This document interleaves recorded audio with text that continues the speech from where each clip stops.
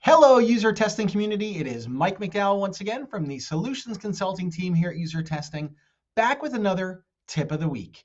Now, a lot of these tips I use as a way to teach you how to do things faster with user testing. And that's what this week's tip is going to be all about. It's going to be about identifying whether or not people actually hit the place in the website that you actually wanted them to get to during your task, during your study, especially if it's a usability study, okay? So sitting behind me here, you'll see this is the Hertz website, which I use from time to time as, again, I used to work there. You'll see I've got the homepage here, and you'll see this little Louis Armstrong New Orleans International Airport. You will recall that I've demonstrated many times using the study where I ask people to find the best deal on a rental car for the upcoming weekend in New Orleans Airport, okay? So what I'm going to do is I'm going to show you a way to expose one of the problems that I discovered doing this study very, very quickly, almost instantly. So I'm going to shrink myself down to the corner, and I'm going to switch over from the website over to the actual study. Now, I am on the metrics tab. You guys will remember there was a results tab for the quick answer template that I used. There's the sessions tab with my videos, and then I've got my metrics tab, which, as you may or may not have heard me say, I call this the instant insights tab or the Insights at a Glance tab. Okay, so on this metrics tab, we've got all my tasks linearly in order by number. The first task was a rating scale. Then the second task was my actual activity, where I actually wanted people to go to find the best deal. Okay, right here, I need to find the deal that saves you the most money.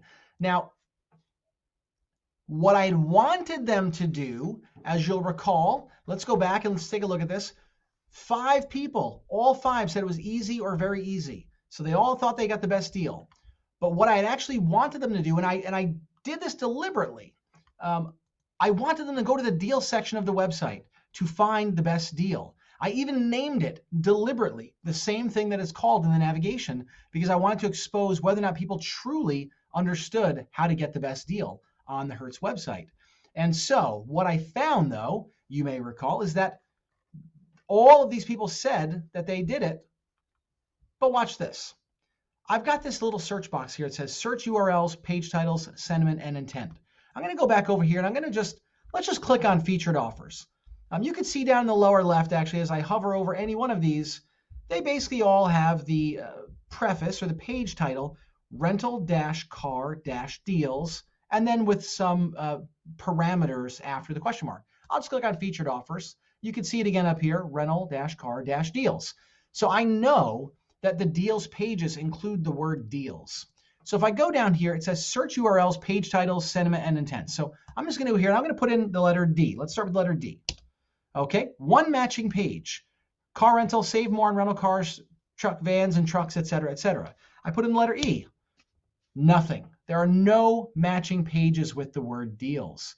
And you will remember that I realized when I did this, and I did this analysis, that nobody actually went to the deal section. So they all thought they got the best deal, but nobody went to the deal section. So that's a huge problem, and one that using the search box, I have identified in mere seconds, that nobody went to one of the pages in question. Now, before, yes, I can hover over the individual pages, look what the pages were as they went through, and see where people went. And again, I would notice that people were just going through the reservation process and getting to the prices and then resorting them.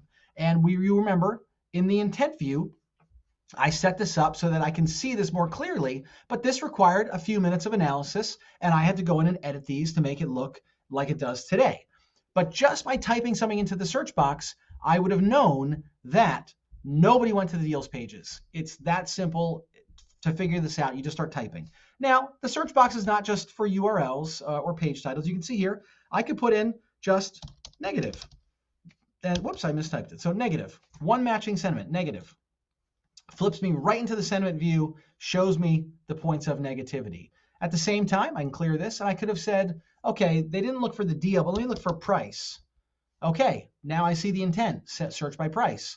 Now it highlights that for me. So it searches through all these views for you to get you the things you need, but I was really wanting to drill home today this idea of searching for the pages that you're expecting and then seeing that there's no results. So we know that nobody went to the deal section, which is up here, and is very critical to getting the best deal on a rental car. So in your applications, if you know there are specific pages that you wanted people to go through, you just have to type it in. And if I type in again, if I just type in, let's see, anything, 2 pages. If I just type on this, click it, boom.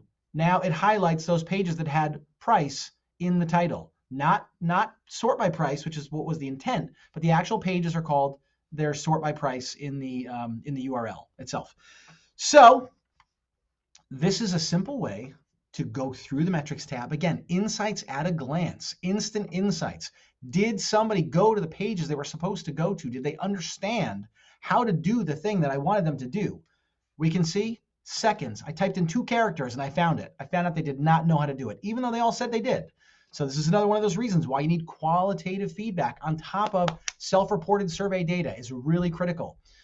That's going to be it for now. I hope a lot of you start using the search box. It's super powerful. It's sitting right there above any task view that you've got. But don't worry, that's not the end.